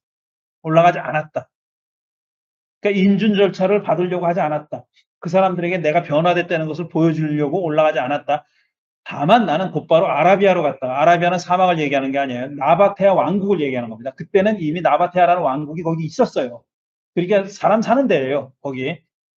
나바테아 왕국으로 갔다가 자기가 가려고 했던 다메섹으로 갔다는 다마스커스로. 원래 다메섹으로 가다가 이런 사건을 겪었다고 얘기했잖아요. 그러니까 다메섹이 이 사람의 바울이 처음 복음 활동을 시작한 데가 다메섹입니다. 그런데 다메섹에 이미 교회가 있었어요. 바울이 세우지 않은 다른 이미 교회가 있었던 곳이에요. 거기 간 겁니다. 거기 가서 일정 기간 동안 거기서 보냈다는 겁니다. 그 다음에 3년을 거기서 지내다가 3년 뒤에 베드로를 만나려고 예루살렘으로 올라간 겁니다. 이제 2장에는 다시 예루살렘 얘기가 나오는데 이거와 별도로 얘기하는 겁니다. 예루살렘으로 올라가서 게바와 함께, 베드로와 함께 보름을 지냈다고 했어요. 무슨 일이 있었는지는 얘기하지 않아요. 그리고 주님의 동생 야고보밖에는 다른 사도들과 아무도 만나지 않았다 그랬어요. 이 사람이 이렇게 예루살렘에 올라가서 만난 사람은 게바, 베드로와 야고보, 예수님의 동생 야고보입니다. 이건 예수님의 12제자 야고보가 아니라 예수님의 동생 야고보밖에는 만나지 않았다라는 겁니다. 그 다음에 이제 시리아와 길리기아로 갔고, 그래서 유대 지방에 있는 자기 고향 팔레스타인 유대에 있는 그리스도 교회들에는 자기가 안 알려졌다. 그 얘기입니다. 가긴 했지만, 예루살렘에 가긴 했지만 두 사람밖에 만나지 않았기 때문에 알려지지 않았다라는 거예요. 그들은 그래서 유대 지방에 있는 그리스도 교인들은 다만 전에 우리가 박해했던 그 사람이 지금은 그가 전에 없애려고 했던 그 믿음을 전한다라는 소문을 들었을 따름입니다. 한 번도 만나본 적은 없고 그냥 소문을 들어서 알 따름이다. 요게 이제 예루살렘 회의가 2장에서 벌어지는 예루살렘 회의가 일어나기 전에 있었던 일이라는 겁니다. 자, 1장이 여기까지입니다. 다시 말씀드리지만 인사치레 이런 거 없어요. 왜? 바울이 엄청 마음이 급합니다. 그리고 지금 맹렬히 분노하고 있어요. 화가 났어요. 아니 다른 복음으로 그렇게 쉽게 넘어가? 당신들이 그럴 수 있어? 이게 그냥 감정적으로 화가 난 게 아니라 화가 난데 그치는 게 아니라 이건 어떤 사활을 걸어야 되는 문제라고 생각한 거예요. 바울은.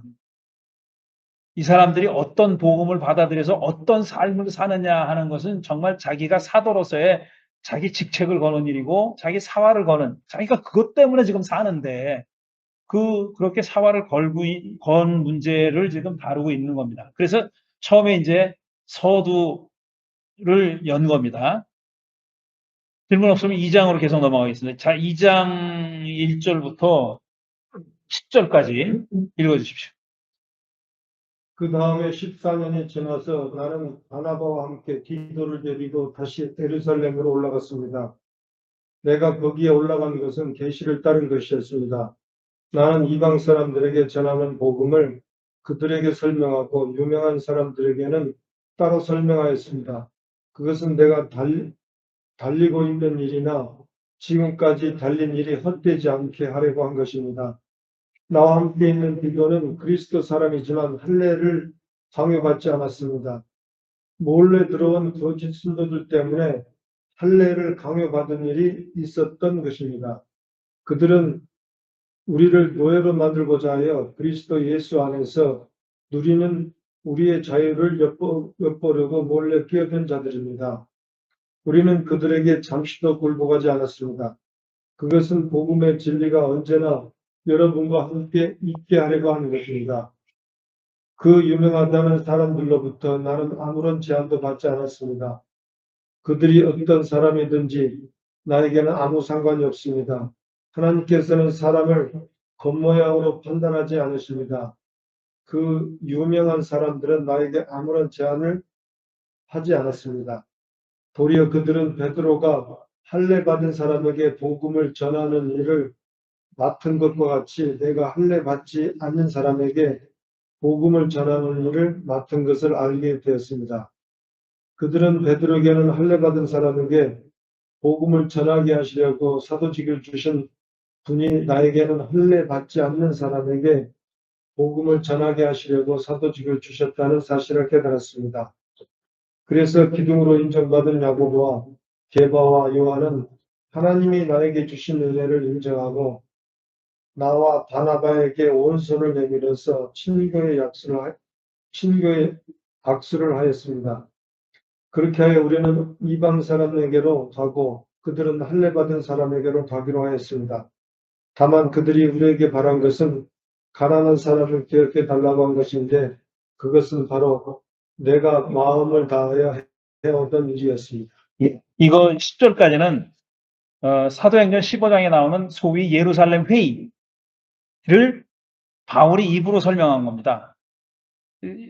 저 사도행전 15장은 사도행전을 쓴 누가가 예루살렘 회의에 대해서 서술한 거고 여기서는 이제 바울이 거기 직접 참여했던 주역 중에 한 사람이었던 바울이 거기서 일어난 일을 설명하는 겁니다. 14년이 지났다 그랬어요. 그러니까 14년 동안 바울이 계속 이방 사람들에게 복음을 전하고 있었던 겁니다. 그러니까 이방인들에게 자기 식의 복음을 전한 거예요. 자기 복음을 전한 거예요. 바울의 복음을 전한 거예요. 그 얘기는 뭐냐면 내용은 말씀드렸듯이 할례를 받거나 그런 거 필요 없다. 세례를 받고 그냥 교회에 들어오면 된다. 이 얘기입니다. 너무 축약해서 얘기한 거긴 하지만 그 일을 계속 하고 있었어요. 그러다가 14년이 지나서 바나바와 디도를 데리고 예루살렘으로 다시 올라갔다 그랬어요. 그 앞에 예루살렘에 올라가서 두 사람 만났다는 얘기를 했으니까 다시라는 말을 쓴 겁니다. 거기 올라간 것도 뭐냐면 누가 불러서 올라간 게 아니라 계시를 따른 것입니다. 그랬어요. 자기가 계시를 받고 올라가라는 계시를 받고 올라갔다는 겁니다. 누가 불러서 소환당한 게 아닙니다. 그걸 강조한 거고, 자, 나는 이방 사람들에게 전하는 복음을 그들에게 설명하고, 유명한 사람들에게는 따로 설명했습니다. 이 유명한 사람들이 누군가, 예루살렘 교회의 기둥이라고 얘기할 수 있는 베드로, 요한, 야고보를 얘기한 거라고 추측을 할 수 있는데, 어쨌든 예루살렘 교회의 중추적인 인물에게는 또 따로 설명했다는 거예요. 자기가 지금 이방인들에게 어떻게 복음을 전하고 있다라는 것을 그들에게 설명한 겁니다. 이렇게 열심히 설명한 이유는 지금 내가 달리고 있는 일이나 지금까지 달린 일이 헛되지 않게 하려는 것입니다. 라는 거예요. 그러니까 지금 한마디로 얘기하면 예루살렘에 있는 예루살렘 교회 교인들은 처음으로 바울로부터 직접 바울의 복음 선교 활동을 얘기를 들은 거예요. 처음으로 들은 거예요. 소문은 들었겠지만, 풍문은 여러 번 들었겠지만, 바울이라는 사람이 이도시 저도시 다니면서 이런 말을 합니다. 복음을 전한다고 합니다. 근데 그거에 대해서 동의하는 사람도 있었겠지만, 이상한 짓입니다. 반대하는 사람도 있었을 거 아니에요. 그러니까 그 예루살렘 교회 리더들도 풍문으로만 듣고 있었는데, 지금 처음으로 바울 입으로부터 말씀을 들은 거예요. 그런데 바울이 지금 바나바와 디도를 데리고 갔다 그랬잖아요. 근데 바나바와 디도를 데리고 간 이유가 있었던 겁니다. 나와 함께 있는 디도는 그리스 사람이지만 할례를 강요받지 않았다 그랬어요. 그러니까 디도는 할례받지 않은 이방인이에요. 그런데 이 예루살렘 교회 사람들이 디도가 어떤 신앙을 가지고 있는지를 눈으로 보라고 데려간 겁니다. 이 사람이 할례를 안 받고 유대인이 안 됐지만 얼마나 훌륭한 신앙이 있냐 이거예요. 그거를 지금 실물로 보여주기 위해서 디도를 데려간 겁니다. 그래서 이 사람들도 인정을 했어요. 그리스 사람이지만 할례를 거기서 강요받지 않았다는 겁니다. 오케이, you are fine. 이렇게 했다는 겁니다. 그대로 좋아. 그대로 얼마든지 너 넉넉하게 그리스도이냐? 라고 우리의 형제야. 라고 인정해 준 겁니다. 그런데 여기서 이제 갈라디아 교회에 몰래 들어온 거짓 신도들 얘기합니다. 바울의 적대자들 얘기하는데 우리가 이들의 주장이 뭔지 이들이 전한 소위 다른 복음이 뭔지는 여기서 추측할 수 있는 거예요. 할례를 강요받는 일이 있었던 겁니다. 이들 때문에. 그러니까 이들이 할례를 강요하는 행동을 했다는 거죠. 할례를 강요했다는 거죠. 그 다음에 두 번째로는 우리를 노예로 만들고자 그리스도 예수 안에서 누리는 우리의 자유를 엿보려고 몰래 끼어든 자입니다. 이거는 뭐냐면 이 다른 복음을 전하는 사람들이 할례를 강요받는 행동이 의미하는 바가 뭐다라는 걸 설명한 겁니다. 이 사람들이 거짓 신도들이 와가지고 네 자유를 누리지 마 이렇게 얘기한 게 아니라 이 거짓 형제들이 거짓 신도들이 할례를 강요한 사실이 의미하는 바는 그런 강요에 들어있는 의도는 뭐냐면은 바울 해석이 우리를 노예로 만들고자 그리스도 예수 안에서 우리는 왜 자유를 엿보려고 몰래 끼어든 겁니다. 그러니까 이 사람들이 하려고 하는 것은 우리를 다시 종으로 만드는 짓이다. 라고 바울이 해석한 거예요. 이 사람들은 너 다시 종이 돼. 이렇게 얘기한 게 아닙니다. 다시 종이 돼야 오라. 자유 그거 필요 없는 거야. 방종이야. 종이 좋아. 나는 자유보다 복종이 좋아. 무슨 그건 아니고. 갑자기 만의 시가 나오는데 그거 아니고 그렇게 주장한 게 아니에요. 근데 바울은 할례를 강요한 행동에서 그런 의도를 읽은 겁니다. 그렇게 해석한 거예요. 이게 중요한 거예요. 그래서 바울이 발끈한 겁니다. 바울이 급하다고 생각한 게 그 행동이 뜻하고 있는 바가 이런 결말이니까 반대한 겁니다. 그래서 우리가 이들이 도대체 누구고 왜 갈라디아 교회에 왔는지 알 수가 없어요. 이거는 알 수가 없어요. 나중에 야고보로부터 온 사람이라는 얘기가 나오는데 그건 야고보가 보냈다는 얘기가 아니에요. 야고보 그룹에 있었던 사람이라고 추측할 수 있는 거지 야고보가 직접 보냈다는 뜻은 아닙니다. 그래서 이들이 이루려고 했던 일이 도대체 뭐냐? 아까 얘기했듯이 그게 그럴듯했으니까, 그게 상식이니까. 그 당시 이 유대계 그리스도인들, 그러니까 유대인이면서 그리스도인이 된 사람들이 갖고 있던 상식을 이방인들에게도 강요하려고 했던 겁니다. 자기들은 태어나면서부터 그리스도와 무관하게 할례를 받고 유대인이 됐잖아요. 그러니까 한마디로 얘기하면은 그리스도교를 유대교의 별 차이가 없는 하나의 분파로 여긴 겁니다. 이 사람들은. 그러니까 할례도 받아야 되고 계명을 지키겠다고 약속도 해야 되고 다 해야 됐던 거예요.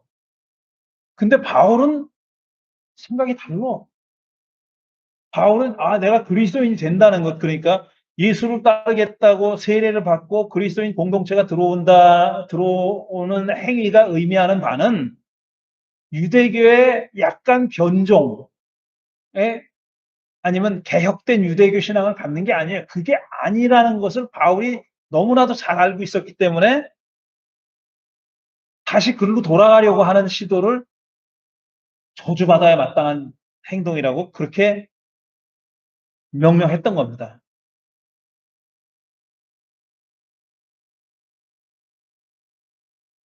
그 다음에 아무 제한도 받지 않았다 그랬어요. 5절 보면 그러나 우리는 그들에게 잠시도 굴복하지 않았다 그랬어요. 나는 그건 용납하지 않는다. 할례를 받아야 한다는 주장을 용납하지 않는다라는 거예요. 왜 그러냐면 다시 계속 반복해서 말씀드리지만 그리스도인이 된다는 것은 바울의 생각입니다. 그리스도인이 된다는 것은 어떤 이신칭의를 외우는 게 아니에요. 내가 믿음으로 의롭게 됐어. 아니면 나는 구원의 확신이 있다고가 아니에요. 그게 아니에요. 그렇게 머리로 생각하는 거, 입으로 고백하는 거, 그게 아니에요. 그 사람의 라이프가 변하지 않으면 그리스도인이 아닌 거예요. 그리고 제대로 그리스도인이 됐다는 것은 그 삶이 변하는 거예요. 어떻게 변하느냐? 바울의 표현에 의하면 종살이를 그만두고 자유롭게 사는 거예요. 자유롭게 되는 거예요. 종로로 타지 않고 죄의 종로로 아니면 율법의 종로로 타지 않고 자유롭게 되는 것이 바로 그리스도인의 삶이고 그게 복음을 받아들이는 자의 삶이라고 그렇게 강조하는 겁니다. 이게. 그 다음에 유명하지 않은 사람으로부터 제한받지 않았다 뭐 이런 등등의 얘기. 그 다음에 이제 7절 보면 베드로가 할례 받은 사람에게 복음을 전하는 일을 맡은 것과 내가 할례 받지 않은 사람에게 복음 전하는 일을 맡은 것을 알게 됐다. 서로 대상이 달라졌다. 대상을 구획지었다라는 겁니다. 베드로는 그러니까 그 예루살렘 교회는 유대인들에게 복음을 전하기로 한 거예요. 그 다음에 바울은 이방인들에게 복음을 전하기로 한 겁니다. 그런데 여기서 우리가 중요한 내용입니다. 이 말은 잘 들으셔야 돼요. 내용이 똑같은 내용을 가진 복음을 그러니까 리허설을 합니다. 지금 옆에서 그래가지고 8시부터인가는 좀 시끄러울 거라 그러더라고요. 근데 좀 일찍 온 사람들이죠, 사람들은.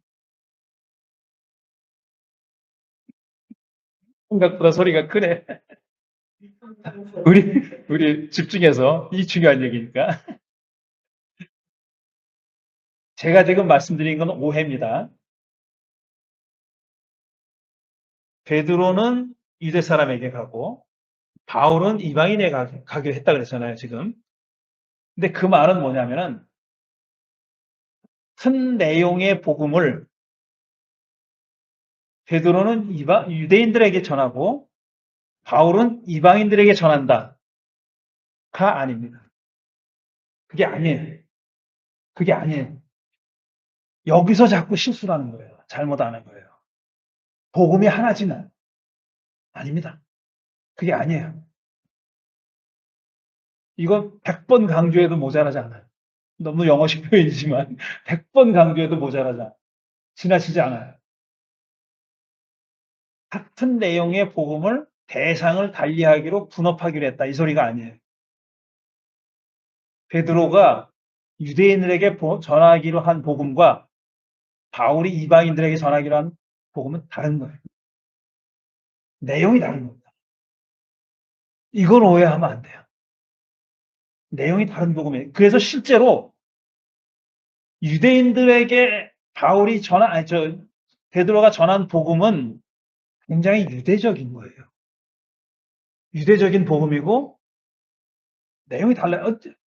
그거는 우리가 흔히 많이 생각하는 그런 복음이에요. 그런데 바울이 이방인에게 전하기로 한 복음은 이거와 전혀 다른 겁니다. 전혀 다른 복음이에요.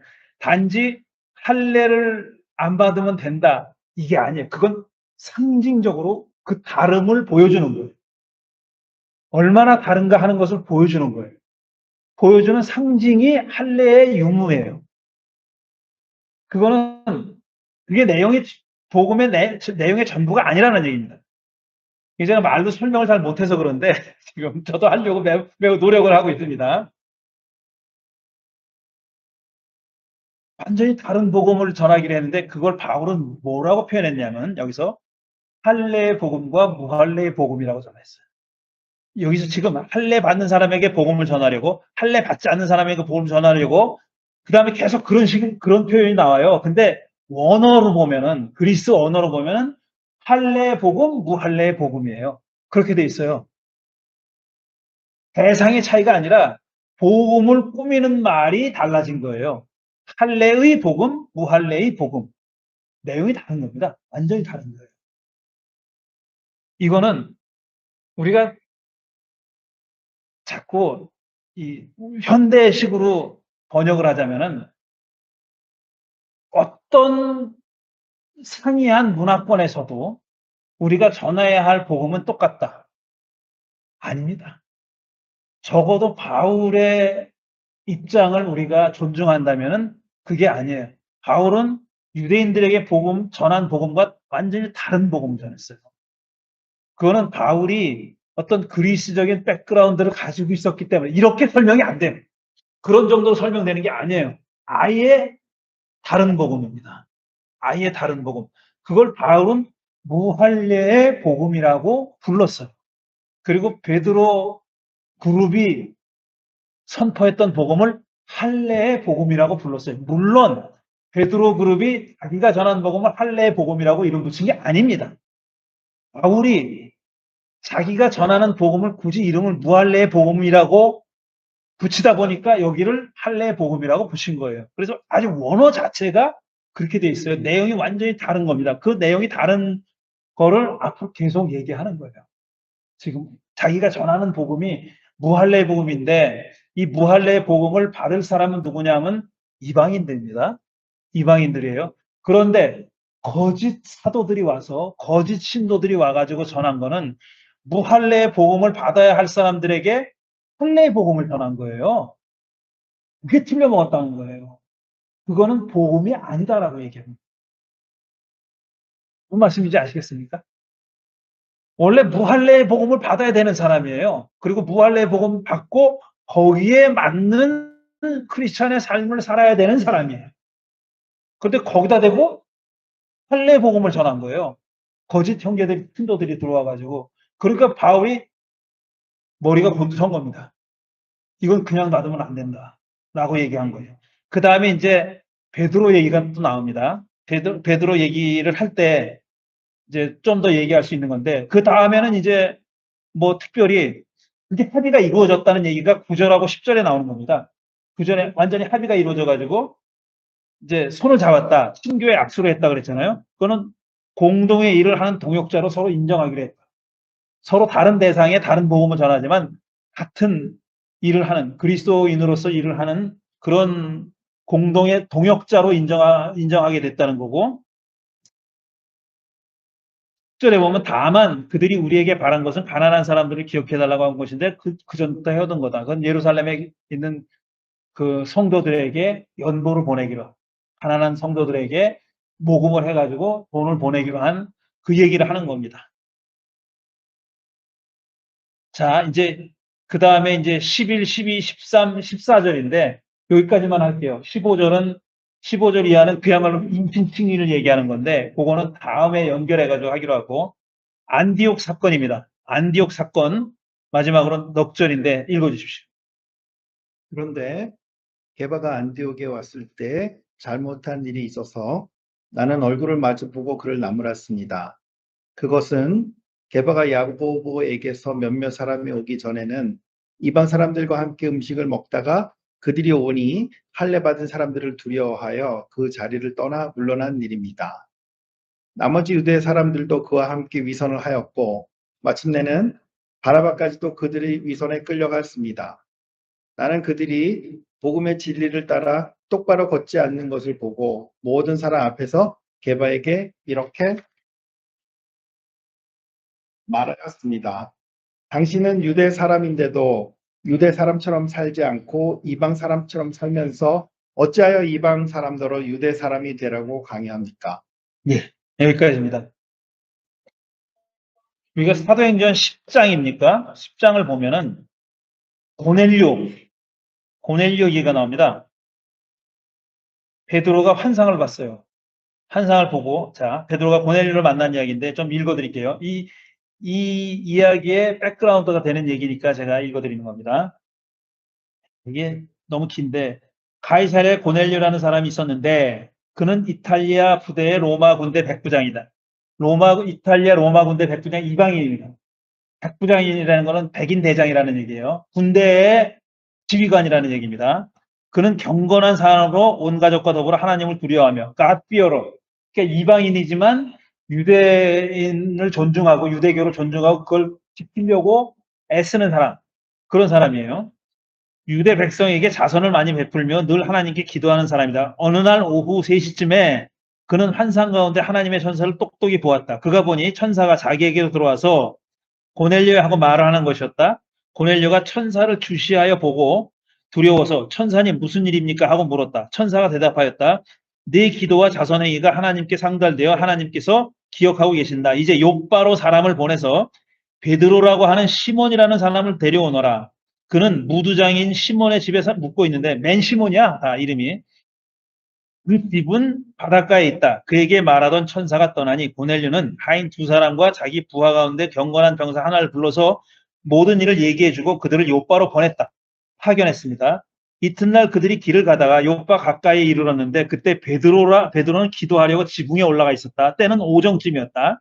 그는 배가 고파서 무엇을 좀 먹고 싶은 생각이 들었다. 사람들이 음식을 장만하는 동안에 베드로는 무아지경으로 빠져들었다. 엑스타시. 빠져들어서 이제 환상을 보는 겁니다.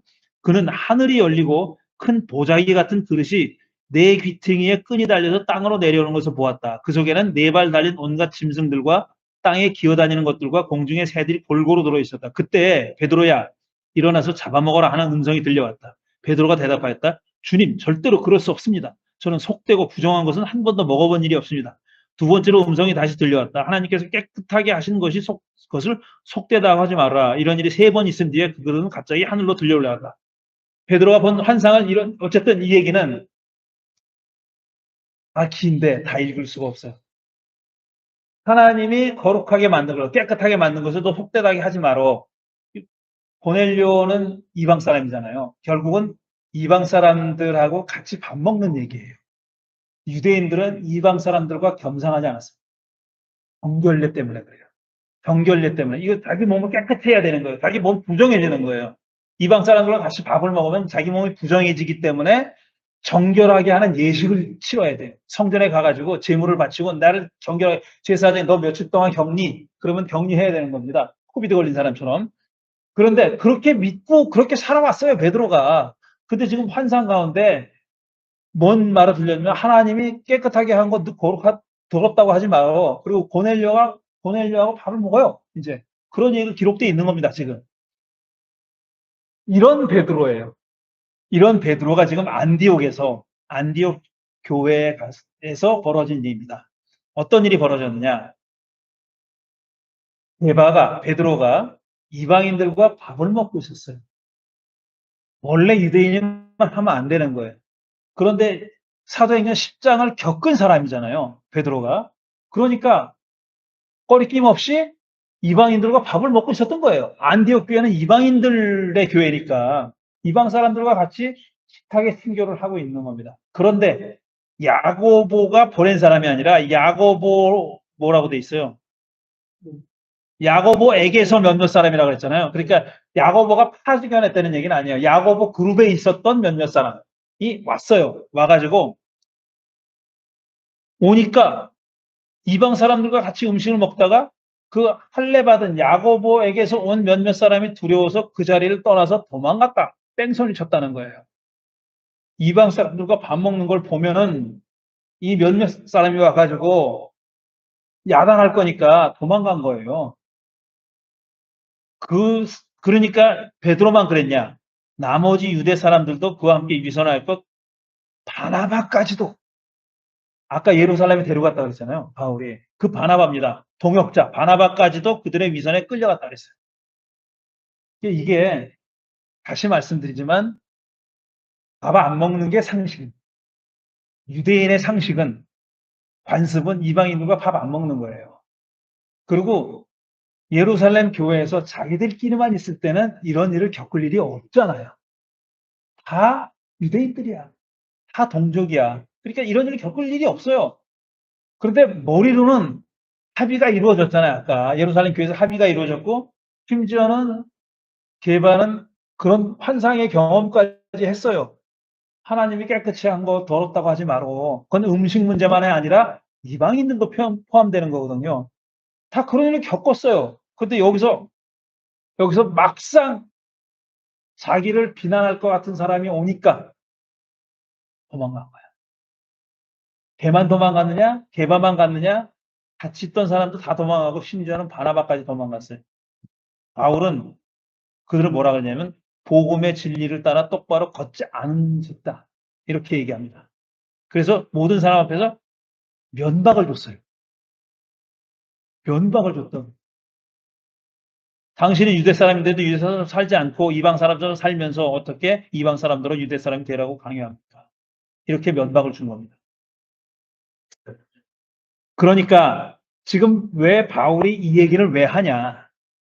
왜 안디옥 사건이라고 이름 붙입니다. 안디옥 사건을 갈라디아 교회에서 벌어진 일을 얘기하는데 왜 이 안디옥 사건을 갈라디아 교인들에게 얘기했느냐 하면은 베드로까지 이런 일을 겪었는데 이런 일을 한 베드로를 자기가 대놓고 꾸짖었다라는 걸 얼마나 잘못된 행동을 베드로가 했느냐 하는 것을 보여주기 위해서 이렇게 된 겁니다. 그러니까 지금 바울이 하려고 하는 얘기는 갈라디아 교회에서 벌어진 일이 진상은 우리가 잘 모르지만 홀랑 넘어간 거. 사람들이 다른 복음을 믿고 홀랑 넘어간 그 사건은 처음 일어난 사건이 아닌 거예요.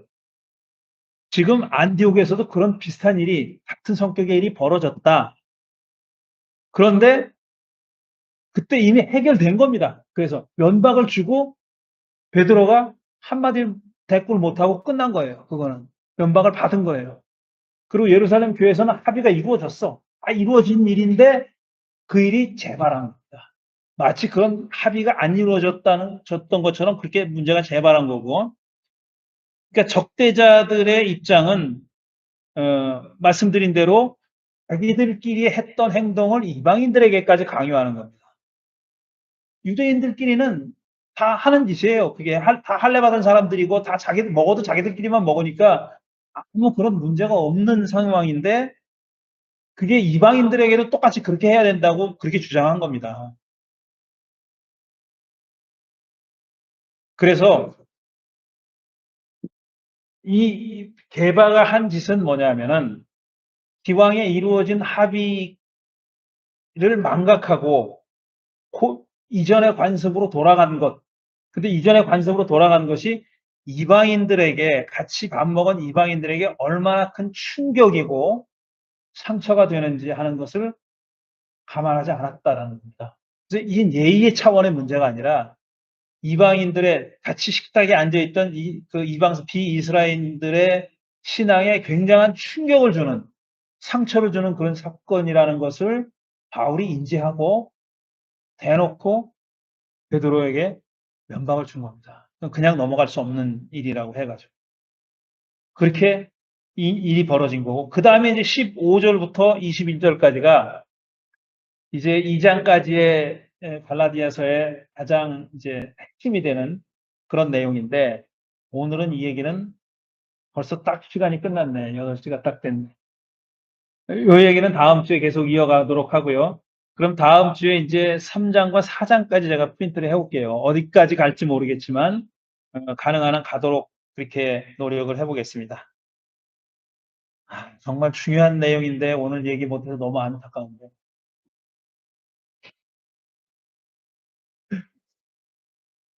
다음 주로 미루도록 하겠습니다. 혹시 질문 있으면은 한 1, 2분 사이에. 이제 시작이니까, 갈라디아서 시작이니까 이제 점점 진행되다 보면은 이제 여러분도 궁금한 점들이 나오게 될 겁니다. 그러면 그럼 여기에 지금 이 다른 복음을 서로 얘기하는데 네. 그것들이 본질적으로 이렇게 서로 다른 걸까요? 아니면 본질은 같으나 그것을 어떤 표현하는 데 있어서의 그것 차이가 좀 있는 것일까요? 저는 아주 본질적인 차이라고 봤죠. 저도 그렇게 생각해요.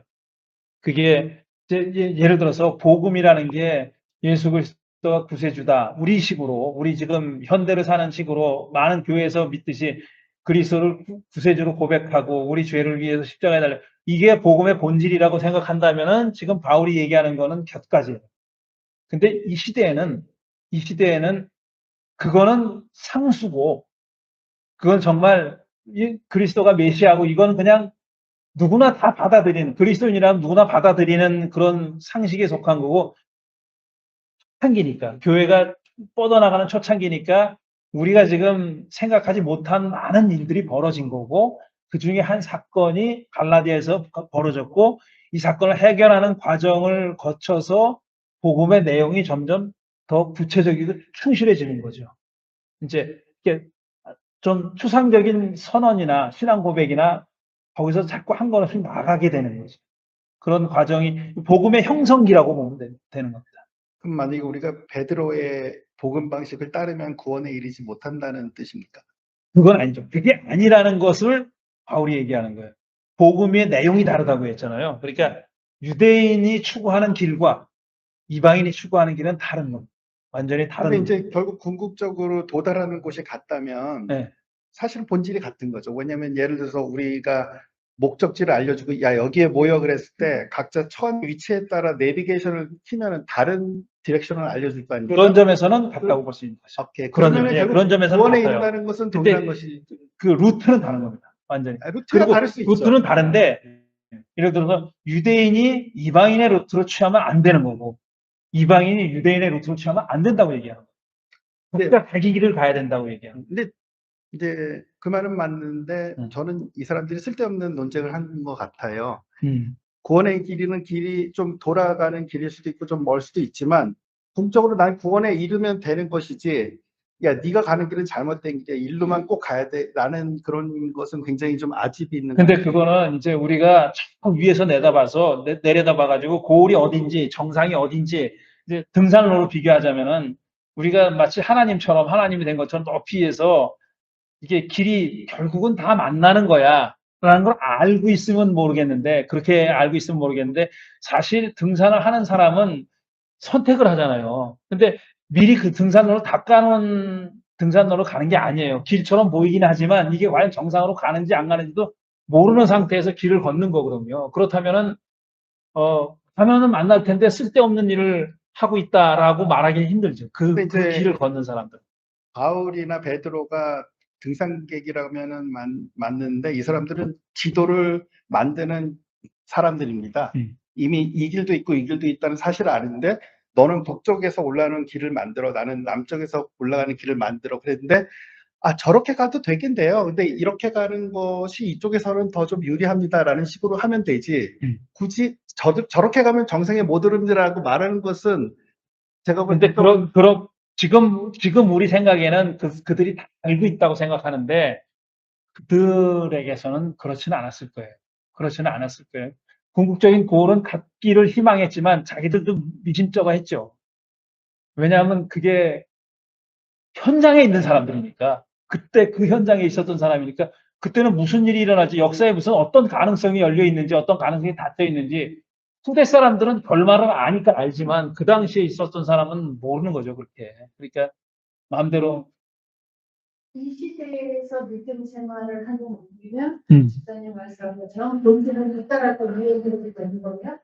저는 그렇게 생각해요. 네. 예, 저는 그렇게 생각해요. 왜냐면 궁극적으로는 같은, 케이스나 예, 부분이 저도 같은 의문이 지금 있어서 막 이렇게 웃어볼 수 있는데 저도 궁극적으로는 같다고 생각하는데,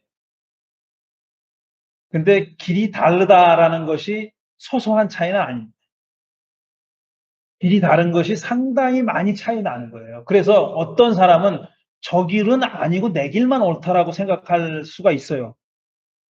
그 차이가 우리가 생각한 것보다 큽니다. 실제로 그 길을 걸어가는 사람은 그 차이가 상당히 커요. 위에서 올려본 사람은 아니면 궁극에 가본 사람은 알 수 있을지 모르지만 우리는 다 걸어가는 사람이니까 그 차이가 굉장히 커요. 이게 그렇게 작다고 생각할 수는 없고, 지금 이거는 형성기잖아요. 형성되던 시기니까 사실 우리가 아는 것만큼 그렇게 많이 안다고는 볼 수 없죠. 열린 미래였죠, 이 사람들한테. 우리는 결말을 다 알아요. 300 몇 년에 가면 이 교회가 어떻게 될 걸 알고, 몇 년에 가면 이 성경이 다 27권으로 다 닫힐 줄 알고, 그런 거 아무것도 없습니다. 바울이 있을 때는 신약이라는 건 없었어요. 바울이 처음에 신약에 들어올 글을 처음 쓴 사람이 바울이에요. 이 정도입니다. 그러니까 그 가능성은 완전히 열려 있었다고 봐야 돼.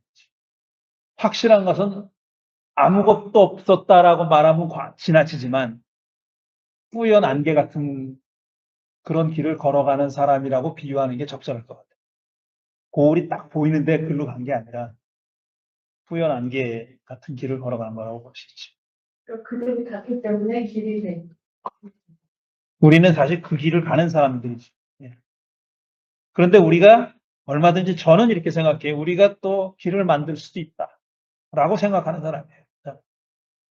근데 우리가 길을 만들어도 같은 고울에 도달할 걸 희망하고 길을 만들어가는 사람들이다. 저는 이렇게 생각해요.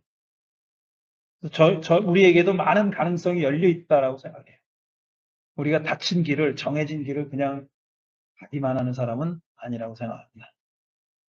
7분 오버했습니다. 오늘 여기까지 하고 다음 주에는 그러면은 이신칭의 2장 마지막 절 더 이제 3장으로 넘어가서 계속 읽으면서 설명하도록 하겠습니다. 네, 오늘 여기까지 하겠습니다.